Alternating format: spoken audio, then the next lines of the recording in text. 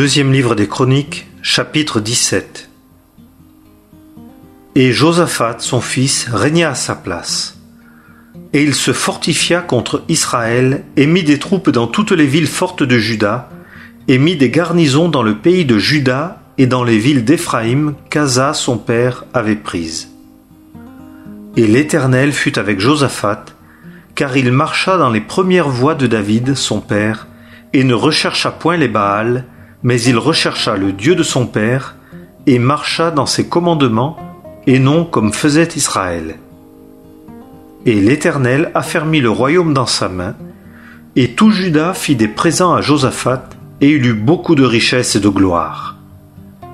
Et il prit courage dans les voies de l'Éternel, et de plus, il ôta de Juda les hauts lieux et les ashères. Et la troisième année de son règne, il envoya ses chefs, Ben-Haïl, et Abdias, et Zacharie, et Nethanéel, et Michée, pour enseigner dans les villes de Juda. Et avec eux les Lévites Shemaïa, et Netania, et Zébadia, et Assaël, et Shemiramoth, et Jonathan, et Adonija, et Tobija, et Tob-Adonija, Lévites, et avec eux Élishama et Joram, sacrificateurs, et ils enseignèrent en Juda, ayant avec eux le livre de la loi de l'Éternel, et ils firent le tour de toutes les villes de Juda, et enseignèrent parmi le peuple. Et la frayeur de l'Éternel fut sur tous les royaumes des pays qui étaient autour de Juda, et ils ne firent pas la guerre à Josaphat. Et il y eut des Philistins qui apportèrent à Josaphat des présents et de l'argent comme tribut. Les Arabes aussi lui amenèrent du menu bétail, 7700 béliers et 7700 boucs. Et Josaphat alla grandissant jusqu'au plus haut degré, et il bâtit en Juda des châteaux et des villes à entrepôts. Et il eut beaucoup de travail dans les villes de Juda, et des hommes de guerre forts et vaillants dans Jérusalem. Et c'est ici leur recensement, selon leur maison de père. Pour Juda, les chefs de milliers, Adna, le chef, et avec lui 300 000 hommes, forts et vaillants, et à côté de lui Jochanan, le chef, et avec lui 280 000, et à côté de lui Amazia, fils de Zikri, qui s'était volontairement donné à l'Éternel, et avec lui 200 000 hommes forts et vaillants. Et de Benjamin, l'homme fort et vaillant, Eliada, et avec lui 200 000 hommes armés de l'arc et de l'écu. Et à côté de lui Josabad, et avec lui 180 000 hommes, équipés pour l'armée. Ce sont là ceux qui servaient le roi, outre ceux que le roi avait mis dans les villes fortes, dans tout Juda. Deuxième livre des Chroniques, chapitre 18. Et Josaphat eut beaucoup de richesses et de gloire, et il s'allia par mariage avec Akab. Et au bout de quelques années, il descendit vers Akab à Samarie. Et Akab tua pour lui et pour le peuple qui était avec lui du menu et du gros bétail en abondance, et il le persuada de monter contre Ramoth de Galaad. Et Akab, roi d'Israël, dit à Josaphat, roi du Juda, « Viendras-tu avec moi à Ramoth de Galaad ?» Et il lui dit, « Moi, je suis comme toi, et mon peuple comme ton peuple, et je serai avec toi dans la guerre. » Et Josaphat dit au roi d'Israël, « Enquiers-toi aujourd'hui, je te prie, de la parole de l'Éternel. » Et le roi d'Israël rassembla les prophètes, 400 hommes, et leur dit, « Irons-nous à la guerre contre Ramoth de Galaad, ou m'en abstiendrai-je » Et ils dirent, « Monte, et Dieu la livrera en la main du roi. » Et Josaphat dit, « N'y a-t-il pas ici encore un prophète de l'Éternel pour que nous nous enquérions auprès de lui ?» Et le roi d'Israël dit à Josaphat, « Il y a encore un homme pour consulter l'Éternel par lui, mais je le hais, car il ne prophétise pas du bien à mon égard, mais toujours du mal.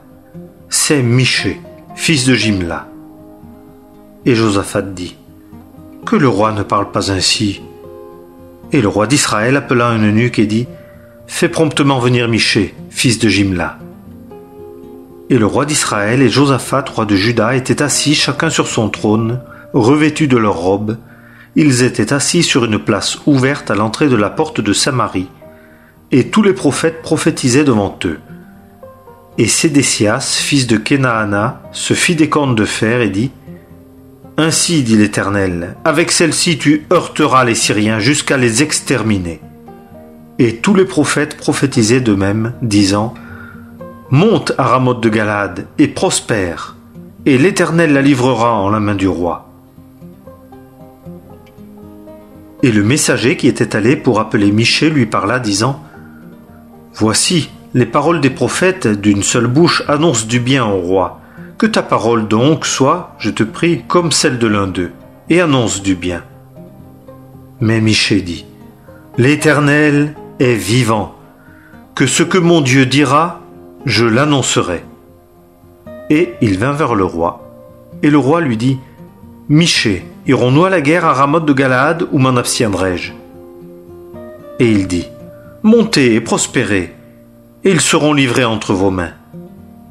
Et le roi lui dit : Combien de fois t'adjurerai-je de ne me dire que la vérité au nom de l'Éternel ? Et Michée dit : J'ai vu tout Israël dispersé sur les montagnes, comme un troupeau qui n'a pas de berger. Et l'Éternel a dit : Ceux-ci n'ont pas de seigneur, qu'ils s'en retournent en paix chacun à sa maison. Et le roi d'Israël dit à Josaphat : Ne t'ai-je pas dit qu'il ne prophétise pas du bien à mon égard, mais du mal ? Et Michée dit : C'est pourquoi, écoutez la parole de l'Éternel.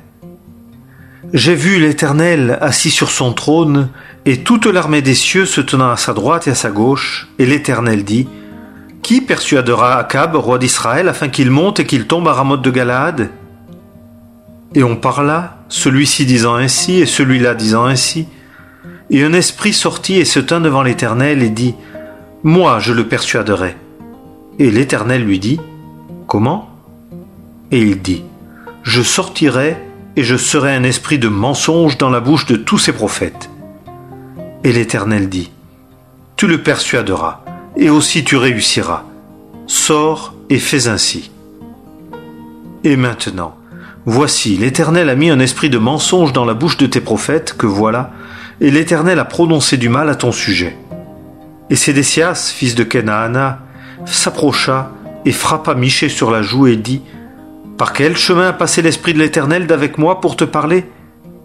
Et Michée dit : Voici, tu le verras ce jour-là, quand tu iras de chambre en chambre pour te cacher. Et le roi d'Israël dit : Prenez Michée et emmenez-le à Amon, chef de la ville, et à Joas, fils du roi, et vous direz : Ainsi dit le roi, mettez cet homme en prison, et donnez-lui à manger le pain d'affliction et l'eau d'affliction, jusqu'à ce que je revienne en paix. Et Michée dit : Si jamais tu reviens en paix, l'Éternel n'a point parlé par moi. Et il dit : Peuple, entendez-le tous. Et le roi d'Israël monta, et Josaphat, roi de Juda, à Ramoth de Galaad. Et le roi d'Israël dit à Josaphat : Je me déguiserai et j'irai à la bataille, mais toi, revêts-toi de tes robes. Et le roi d'Israël se déguisa, et ils allèrent à la bataille. Et le roi de Syrie commanda au chef de ses chars, disant : Ne combattez ni contre petits, ni contre grands, mais contre le roi d'Israël seul. Et il arriva que, quand les chefs des chars virent Josaphat, ils dirent : C'est le roi d'Israël. Et ils l'entourèrent pour combattre contre lui. Et Josaphat cria, et l'Éternel le secourut. Et Dieu les porta à s'éloigner de lui. Et il arriva que, lorsque les chefs des chars virent que ce n'était pas le roi d'Israël, ils s'en revinrent de sa poursuite. Et un homme tira de l'arc à l'aventure, et frappa le roi d'Israël entre les pièces d'attache et la cuirasse. Et Akab dit au conducteur du char : Tourne ta main, et mène-moi hors de l'armée, car je suis blessé. Et la bataille se renforça ce jour-là, et le roi d'Israël se soutint sur son char vis-à-vis des Syriens jusqu'au soir, et il mourut vers le temps où le soleil se couchait. Deuxième livre des Chroniques, chapitre 19. Et Josaphat, roi de Juda, s'en retourna dans sa maison en paix à Jérusalem. Et Jéhu, fils de Hanani, le voyant, sortit au-devant de lui et dit au roi Josaphat: Aides-tu aux méchants, et aimes-tu ceux qui haïssent l'Éternel? À cause de cela, il y a colère sur toi de la part de l'Éternel. Cependant, il s'est trouvé de bonnes choses en toi, car tu as ôté du pays les Achères, et tu as appliqué ton cœur à rechercher Dieu. Et Josaphat habita à Jérusalem. Et de nouveau il sortit parmi le peuple, depuis Béer-Shéba jusqu'à la montagne d'Éphraïm. Et il les ramena à l'Éternel, le Dieu de leur père. Et il établit des juges dans le pays, dans toutes les villes fortes de Juda, de ville en ville. Et il dit aux juges: Voyez ce que vous ferez. Car ce n'est pas pour l'homme que vous jugerez, mais pour l'Éternel, et il sera avec vous dans ce qui concerne le jugement. Et maintenant, que la frayeur de l'Éternel soit sur vous. Prenez garde en agissant, car auprès de l'Éternel notre Dieu, il n'y a point d'iniquité, ni acception de personne, ni acception de présent. Et à Jérusalem aussi, Josaphat établit des Lévites et des sacrificateurs et des chefs des pères d'Israël pour le jugement de l'Éternel et pour les procès. Et ils étaient revenus à Jérusalem. Et il leur commanda, disant: Vous agirez ainsi dans la crainte de l'Éternel, avec fidélité et d'un cœur parfait. Et quelques procès qui viennent devant vous, de la part de vos frères qui habitent dans leur ville, entre sang et sang, entre loi et commandement, statut et ordonnance, vous les avertirez afin qu'ils ne se rendent pas coupables envers l'Éternel et qu'il n'y ait pas de la colère contre vous et contre vos frères. Vous agirez ainsi et vous ne vous rendrez pas coupables. Et voici, Amaria, le principal sacrificateur, est préposé sur vous dans toutes les affaires de l'Éternel, et Zébadia, fils d'Ismaël, prince de la maison de Juda, dans toutes les affaires du roi.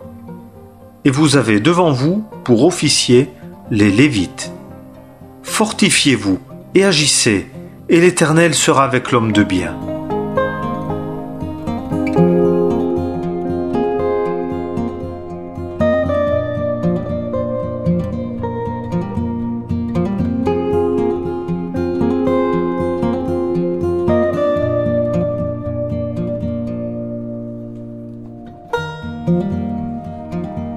Thank you.